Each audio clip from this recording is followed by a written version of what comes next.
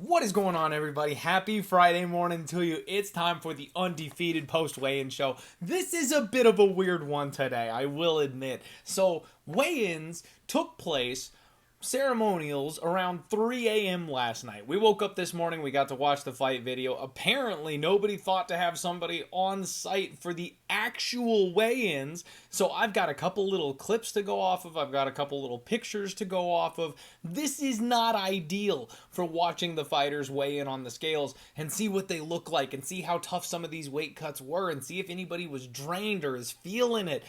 Today is going to be almost exclusively just a recap, and then we'll talk about the face-off so we see the size advantages, because those absolutely do matter when it comes to handicapping these fights. We'll take all the information we possibly can, we'll put it into our little boiler pot here, and we'll see if we can make a stew for UFC Singapore. Don't forget, the fights will be first thing in the morning. We're talking 5 a.m. in most places. So make sure you set your alarm clocks if you're getting up early, and make sure your bets are locked in today if you want action on the UFC card tomorrow, because if you don't lock it in now, you're going to miss your opportunity. If you wake up late, you're going to miss the first couple of fights. Let's get right on into it. First fight of the night, Seungwoo Choi takes on Jarno Ehrens. Both men came in, Choi 146, Ehrens 145. And again, I didn't have any footage from the actual weigh-in, so I can't tell you whose cut looked rough. I can't tell you who had the energy. We're only seeing them at the ceremonials, which was a short time thereafter. So I'm hoping there wasn't a huge enough swing between the regular weigh-ins to the ceremonial weigh-ins that we can still kind of take a look at, what kind of condition they were in. But quite frankly, both guys looked really good here. Jarno Ehrens does have a slight height advantage here in this spot, and he is the American wrestler type, so he is far more well-muscled in this case. We see that a lot with the Asian fighters. They don't put quite as much emphasis on the physicality. It's more about the technique and the sport itself as they're growing up. So a lot of the Americans are always beefier whenever they face a lot of the Asian fighters. Now, there's exceptions, obviously, but that's just kind of a generality. This was a very intense face-off. Choi got in nose to nose. Erin looked like he was gonna rip the guy in half. Good fight, good face-off. I still don't know what to make of it. The price keeps dropping here on Choi. A lot of people are coming in on Jarno Ehrens, and I get it, because Choi has been just overpriced recently. We all felt like he was way better than potentially he was. 2 finished losses in a row. The one loss coming by split. You can't really argue much with the 0-3 skid here, but I do think he potentially has a chance to bounce back here if he decides to go to the grappling. I said Ehrens looks like a wrestler. He's not much of one. He doesn't have any takedown defense, and he has almost no get-up game. So if Choi decides to put on his singlet here on Saturday, I actually think he's got a decent path to victory with that. Choi's still minus 155 favorite, plus 130 on Ehrens. It's a pass for me. I am picking Choi to go ahead and get back on track, and kind of seems like the UFC is throwing the hometown kid a softball here in this spot, but I also wouldn't be shocked at all if he continued making bad choices, because that's kind of been his thing, is bad in-fight decisions. If he does that again, Ehrens probably could get away with the win, and we might see UFC Roster Watch tweeting that Choi has been released from the organization. So I'm hoping otherwise. JJ Aldrich up next, taking on Na Liang. Both women made 126 pounds. Na's got the size advantage. She is moving up a weight class here to take on JJ Aldrich, and she was still slightly larger. She's very tall, very lanky, weird body build on Na Liang. She does look like she's filled out a decent bit more than normal, which seems like in the year off that she's had, she's put some muscle on. Now, this was a spot where I kind of feel like Old Faithful on the under is definitely the way to go if you feel like doing something on this fight. However, you guys know me. I decided to go ahead and put my nuts on the table, and I did bet Na Liang at plus 405, and then I took a sprinkle on Na's KO prop. I know, insane, right? The knockout prop is 14-1. And the reason I decided to go ahead and do that is Na Liang has started like a bat out of hell in her last couple of fights. She's given herself a window of about 3 minutes to win, and then she just is completely helpless when she gasses out and she slows down. Now, in a year off, a 27-year-old fighter finally having the means to get the training that she needs to improve, things of that nature, I expect maybe we will see some improvements coming in here. JJ Aldrich is the least athletic fighter on the roster. She's decent everywhere. She's got good boxing. She's got good wrestling, but she's not a finisher, and she doesn't finish anybody at the UFC level. Now, Na may not be UFC level. We've seen that potentially, is the case in her last couple fights. But if you're dealing with somebody who goes to closely contested decisions with basically everybody they've ever fought, that's the kind of person that Na Liang might be able to survive against. That's the kind of person that Na Liang can go out there and kind of let loose the way she does and then not worry about just being mauled immediately after. And on top of that, I think JJ Aldrich's durability is actually kind of starting to go a little bit. Now, she got clipped by Erin Blanchfield and then standing guillotined in that spot, but she took a couple big shots before that. She did make it the full 15 minutes with Ariane Lipski, but let's not kid ourselves. Lipski could have finished her if she decided to step on the gas. Lipski played that fight perfectly and decided to go ahead and let it get extended, took the good safe win because she wasn't threatened anywhere, but she had JJ hurt in the first round and a couple of different times in that fight. Before that, she's taking on grapplers who really are not threats on the feet in Robertson, Demopoulos, and Courtney Casey, and she got cracked by Demopoulos a couple of times too. So when you watch her fights, one of the things I really noticed is that she struggles in the clinch. When she clinches up with people, if she can't get the takedowns, the clinch breaks are a big thing for her. And Na Liang has some nasty knees and elbows. When she gets in close to people, she goes to that Muay Thai plum and she hammers home knees. And even in her fight with Ariane Carnelossi, where she completely gassed out and she got pounded out in round 2, the very first punch she throws lands accurately on the jaw, and she drops her with this thunderous bomb first shot of the fight. I mean, this girl's got power, and if she moves up a weight class, fills out, maybe has a better gas tank, maybe slows it down just a touch, she might even have more power up at this weight class because she's not sacrificing herself for that cut, because she's definitely added on some muscle and filled out a little bit here in this spot. It's a little crazy. You don't have to tail me. I did go ahead and put a unit on Na Liang at plus 405. I think it's okay. And then the half unit shot at the KO prop plus 1,400. I do really think if she gets it done, that's probably the way she does it, because we've seen JJ Aldrich hurt. We've seen her shell up. And if Na gets that opportunity, she will continue flurrying and pounding on this girl until she goes out. Now, she does have decent submissions, but it's mostly arm bars. And the way you really get JJ out of there is with rear naked chokes. Na obviously could go for that, but I think she's going to side on knees and elbows more so than looking for a neck. We'll see what presents itself. If she wins by sub, I'm just going to cry a little bit because I hit the 4-1. So we'll be okay. Dangerous fight. Roll of the dice. We'll see what happens. Yusaku Kiyoshida takes on Billy Goff up next, and there's a huge size advantage here. So I played Kiyoshida at minus 145 earlier in the week. It was the first bet that I made on this card, and then I said, look, I may have read this wrong. The market may be coming in on this one on the other side because I'm seeing everybody and their mom just piling in on Billy Goff here. Everyone thinks Kiyoshida is a bust. Everyone thinks he's a bum. He lost to my guy Adam Fugit, and all of a sudden he's terrible, and Billy Goff is a better version of Fugit. What? Like that? I'm sorry. I can't get behind that thought process whatsoever. So, money has come in on Billy Goff, and I said I'd double down. I did so. I got minus 135. I put another 1.35 units, so I'm in here 2x on Yusaku Kiyoshida, kind of fading the market movement, and I like it. He's huge. He's like a whole half head taller than his opponent, Billy Goff here. Looks very confident. He's been training at Killcliff FC for almost a year now. You're going to see massive improvements from this kid who's 22 years old, and he's not even taking somebody who's like a 30, 31-year-old man that's going to give him that veteran run. He's taking on punching bag Billy Goff, who on the regional scenes has had to get rocked and hurt and come back from it in every single fight. He's not going to come back from the bombs that Kiyoshida lands on him. He needs to start a whole lot faster and a whole lot cleaner than that if he has a chance of winning this fight. And frankly, his whole career has been that. So I'm not expecting anything different from Billy Goff on Saturday. I really kind of think this is a show-out show. The UFC is going to get Kiyoshida back on track here. They're going to get him a big ol' highlight reel KO and go check this kid out. Now you guys remember he lost his UFC debut. We're right back back where we started. So that's the idea here. I think it's Kiyoshida. I think it's Kiyoshida early. I don't mind inside the distance. You know, he's more of a puncher, so I think knockout is going to be far more likely. But don't be shocked if he club and subs. That's the kind of guy that he is. He will take what you give to him. So if Billy shoots a bad takedown or something like that, maybe he taps him. Far more likely KO than sub, I would think. But the inside the distance is like plus 125, plus 130, and the money line is minus 135, minus 140. So it's just not that big of a value swing in my opinion.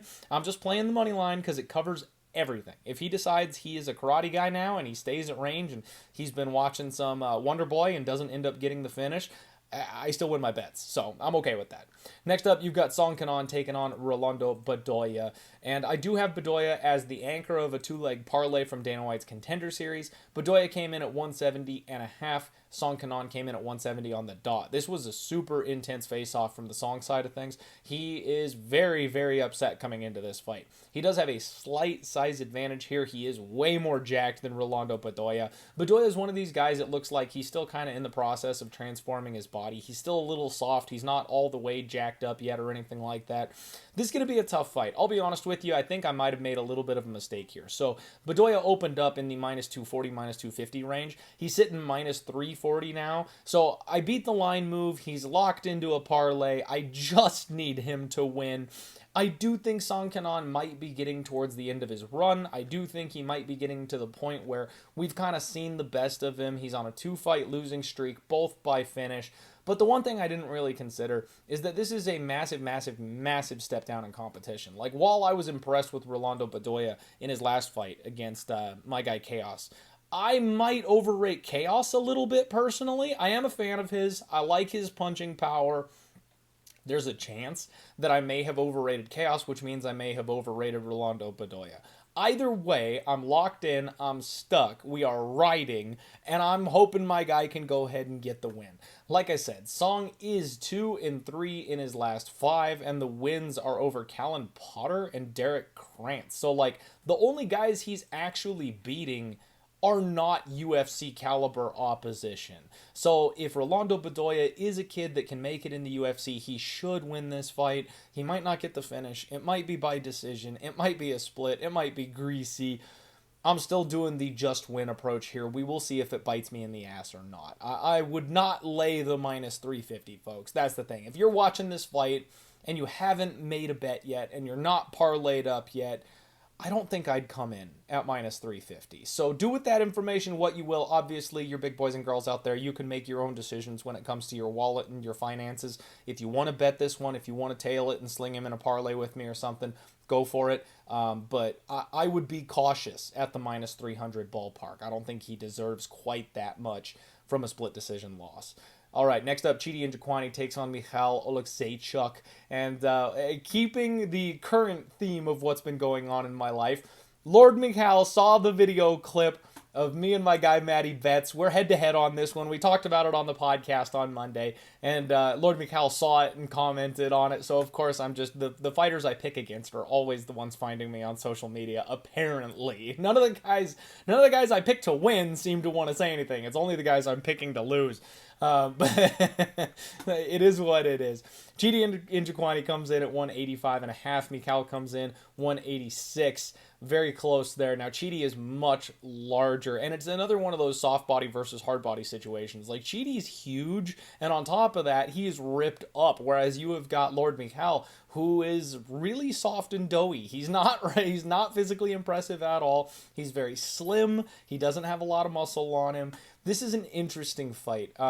Michal is definitely going to be kind of the hometown guy. It looks like Poland is getting, a little bit of a kick here. They're kind of close geographically speaking. Big age difference. Michal is, I believe, 7 years younger, something like that, 6-7 years. So usually we want to side on that lower level age difference there, but the thing I can't get around Michal is that gas tank. If you make him grapple, he's basically a dead man, and he does just charge so recklessly into punching range. Someone like Chidi, I think, can probably keep him at range with those kicks, pick and poke at him, kind of hurt him at distance, and I think Chidi knows how to monitor his gas tank a little bit better. I mean, I know he he has slowed down in his fights and stuff like that before, but so does Mikal. I mean, big time Mikal falls off a cliff after the first round. So I think if Chidi can just kind of get out of round one, he can pace himself a little bit better. And then we've got a very close competitive kickboxing match until somebody gets clipped. And the deeper this fight goes, the more I favor Chidi, actually. I think Mikal is kind of front-loaded as far as his KO goes. He might be able to win rounds 1 and 2 and then get a decision, obviously. But I like Chidi the deeper this fight goes. And I do think eventually he'll catch Mikal. And if he was smart, he'd actually grapple. Like, Chidi's a black belt. I gotta shout out my guy Dan from Half the Battle. He corrected me. I said brown belt on the podcast. He apparently is a black belt. So even better grappler than I expected him to be. That would be the path to victory. You're a much bigger man. Take this guy down who struggles with grappling, who gets submitted all the time, and tap him out. I think that would be the best path to victory for Chidi if he wants to take it. It's just a question of whether or not he goes for it. So we're in there.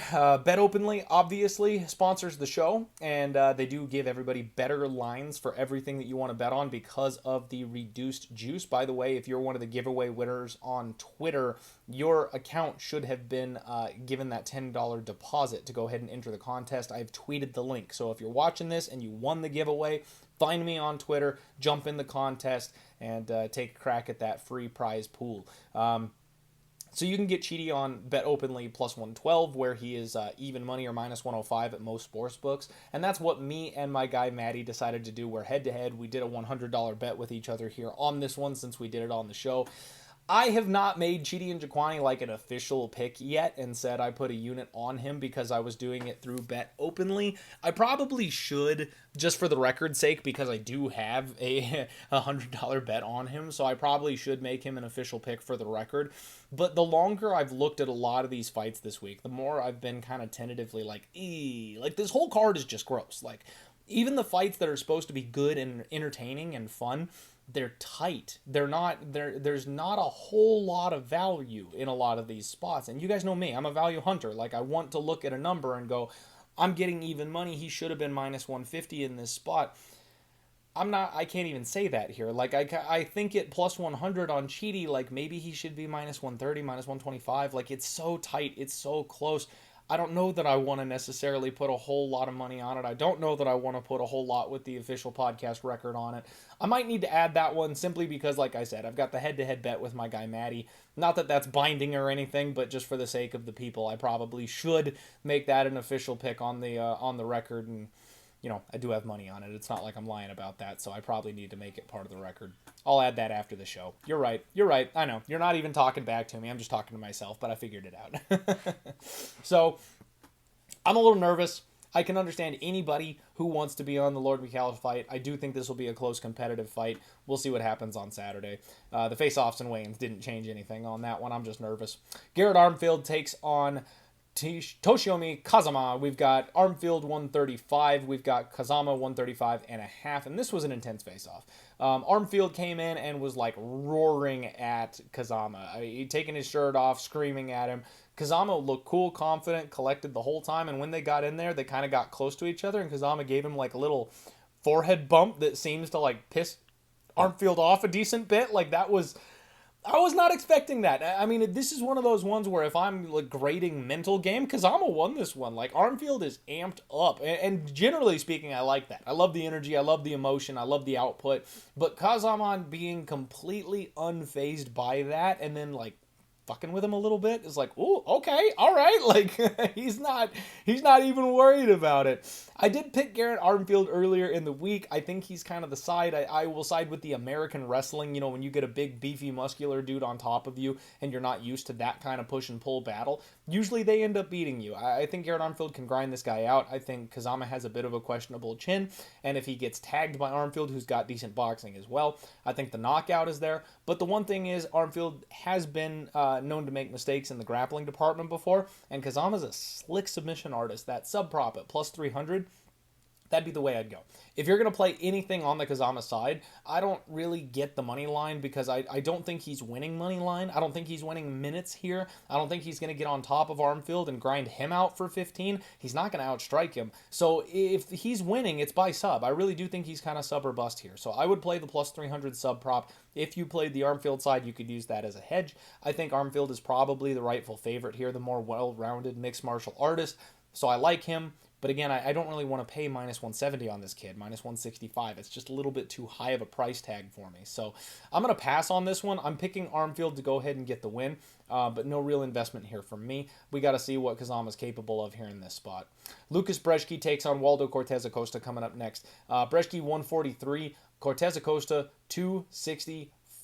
20-pound weight difference between these heavyweights. Now, Brzeski looked in much better shape, I will tell you that. I've talked about him before. The last time he fought, we talked about how he popped for USADA, and he was just this shredded up monster on the regional scene, and now he's this big, soft body in the UFC after he got busted. He's working his way back. He definitely is in much better shape. You can see the muscles underneath the flab, and you can see that he's getting himself back to where he needs to be. But he's still a decent bit smaller than a guy like Waldo Cortez Acosta, quite obviously, who's tipping the scales here at the UFC. Waldo looks in great shape. I mean, he's a big, thick boy, obviously, but he also gave a solid flex on the scales today, and it's not a bunch of flab on him. That's that big power gut muscle you've got going on. You can see some abs under that belly. This is a thick, thick man. Lucas Brzeski, decent bit taller, but Waldo Cortez, a whole hell of a lot thicker. I was very tempted on Lucas Brzeski here in this spot. I don't like Waldo Cortez Acosta, just generally speaking. I'm not a fan of his game. He only boxes. He's got a great jab, but he moves around, he boxes, he's low volume. He's going to end up in close, tight split decisions because he just doesn't separate himself. But it does look like he's starting to take care of his body physically speaking, and he might be transforming himself. If that increases any of his punching power, if he comes out with any kind of a chip on his shoulder, there's a chance he could finish. You never know. If these guys that they go, 30-30-30 on every single one of their punches and they're high volume and they just keep touching, he might have power. We just haven't seen it. I don't know yet. And Brzeski's not a guy that I want to necessarily trust. He has been apparently the side. He was plus 220 earlier in the week. He's plus 180 now, so the line is moving that way. People are taking their shot on Brzeski, and I get it. I completely get it, but I've missed the boat. I'm not going to come in 40 cents late and take a shot on Lucas Brzeski here at this point. What I wouldn't mind doing, and I'm considering this, is the split decision prop in this spot, because Brzeski's the more well-rounded guy. He's not very good, but he's more well-rounded. He can wrestle if he wants to. We've seen that be a problem for Cortez Acosta. He can leg kick. We've seen that be a problem for Cortez Acosta. He's tough, so he can survive the jab, jab, jab, and I think we end up with kind of a sloppy, high-volume heavyweight type of fight, and if that's the case, I think the judges are going to have a hard time picking a winner. There's no hometown kid here. Brzeski technically would be the Polish guy who's a little bit closer to home, so he might be a little favored on the judges' scorecards if there's anybody in there from his general vicinity. With the couple Polish people on this card, that's very possible. So I would look at maybe a split decision. I would look at a split decision maybe here on this one. Split decision, I believe, is plus 500 if you have DraftKings. And if you want to go even further and say Lucas Brzeski by split decision, it's 14-1. So I kind of think the over makes sense here in this fight, big old sloppy heavyweight fight, but I don't want to trust either of these guys.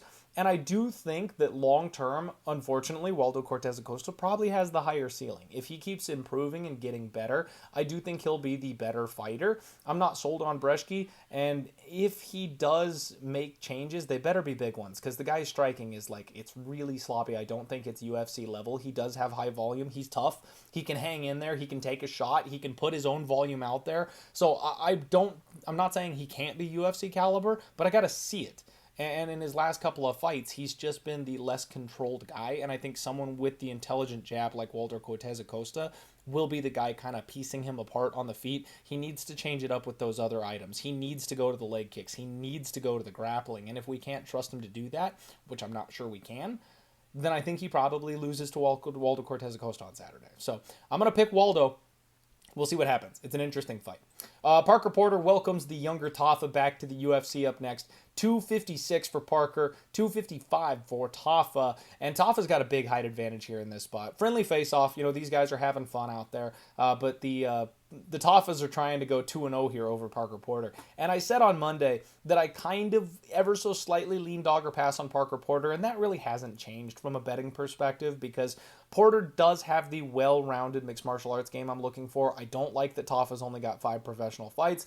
If he gets put on his back, Porter's going to submit this guy. I think the late submission props for Porter could be a fun little sprinkle if you want something on this one, but at the same time, I think under 1.5 might be the best bet here. I'm tempted to make this one actually myself, because Tafa's main win condition is going to be that first round knockout, right? He's a glory kickboxer. He's tall, he's rangy, he's long, he's got big pop in his hands. If he can land on Porter early, he's going to knock him out.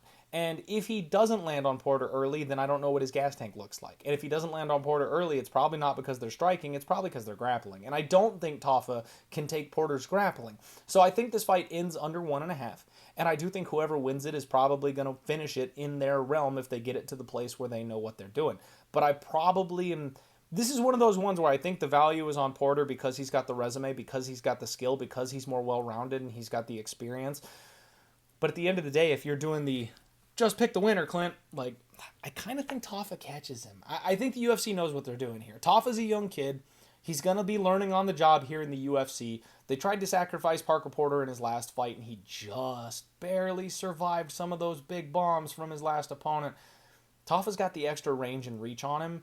If he just picks his shots a little bit cleaner, I think he's going to hurt Parker Porter. He probably knocks him out early, and that's why I think the 1.5 is maybe the way to go. You don't have to bet on the new kid at chalk, but you have his entire win condition in that number. So I think under 1.5 minus 115, that might make my card. I haven't fully decided yet, but I think I'm going to switch my pick to Tafa.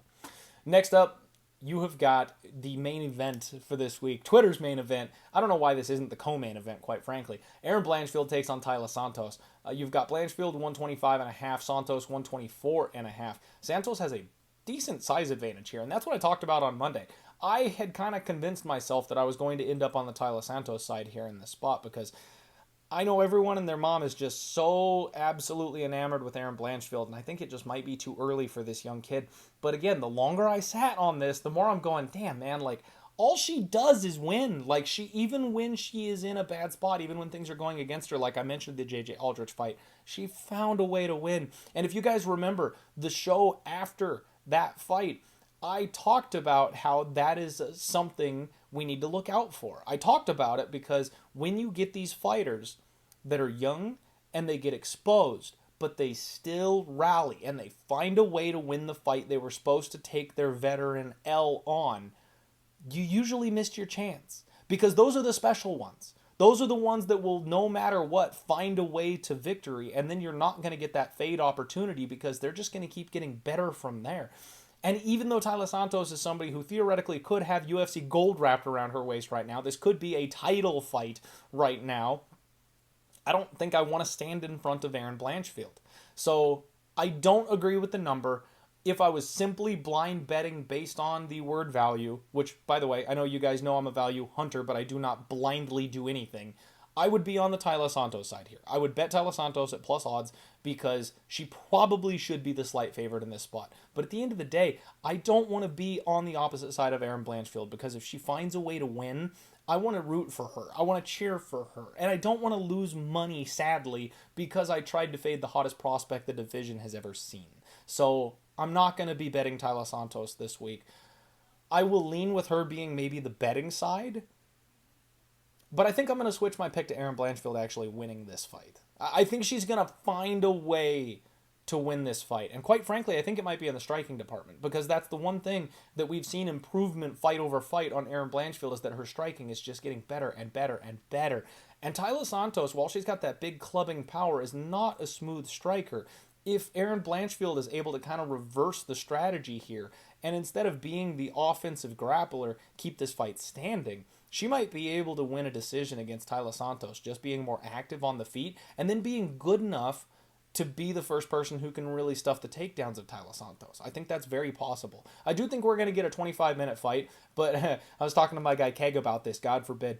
If Erin Blanchfield knocks out Taila Santos, not submits, but knocks out Taila Santos, like, the world's going to implode because the hype is going to be off the charts. And I think that's actually live a little bit, just because of the way I see this fight playing out in my head. If Taila Santos gets stuffed for, 12 straight minutes, and Blanchfield is having success on the feet, and her striking has continued to improve the way that it potentially could, maybe we get her clipping, a more veteran opponent here and putting her down with a knockout rather than a sub. And I would just lose my mind. I don't think I'm going to bet this one. I think this is one of those fights where the stakes are high enough. I think I'm just going to watch. I'm just going to enjoy. I don't need anything. But, the KO 2-3 sprinkle, like, it's tempting because those numbers are absolutely insane because no one's expecting that. And that's the kind of thing where I'm like, man, that might be fun to put a couple shekels on. All right, let's wrap this bad boy up. We've got Fernie Garcia taking on Rinya Nakamura. Garcia 135 and a half, Rinya Nakamura 135. Fernie is actually the slightly larger man here, and it's rare that I say this, but I don't think it matters because he's just the less skilled fighter, and Nakamura is a physical beast. He is a specimen, and the wrestling that he has at his disposal, it doesn't matter that he's the slightly smaller guy. He's going to be the more explosive guy. He's going to be the stronger guy, and he's got a massive edge in his best game plan. So we've seen him come out, bulldoze his opponents, try to go for the knockout. Fernie's durable. I kind of think that option might not be available just because he's got a brick for a head. I don't want to underestimate this guy, but I think he might have to go to the grappling. And if he does go to the grappling, he styles. So you could get the ground and pound TKO, but I'm kind of leaning towards like Nakamura by sub, just because he might need to go back to his normal way of doing things, and that's wrestling and grappling as opposed to punching.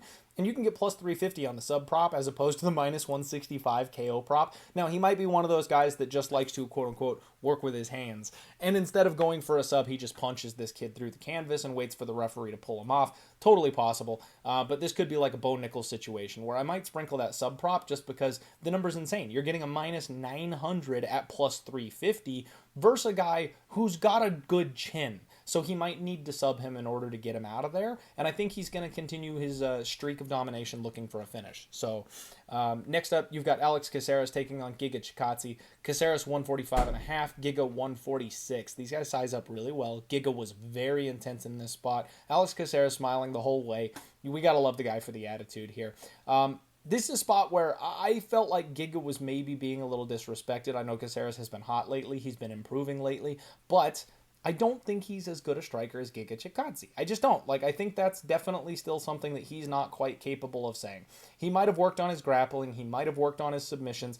But I also don't think that necessarily matters in this fight. He's not going to be a good enough wrestler to take Giga down. Maybe he climbs him like a tree and takes his back, but I don't know that that's going to happen very often either. So if this ends up being a 15-minute kickboxing match, I got to favor the kickboxer. I'm going to pick Giga Chikadze to win this fight. I really don't like the money line so much, but at the same time, one of the things I mentioned on the total takedown that kind of came to me a little bit later this week is that Giga Chikadze by KO is plus 275, plus 300.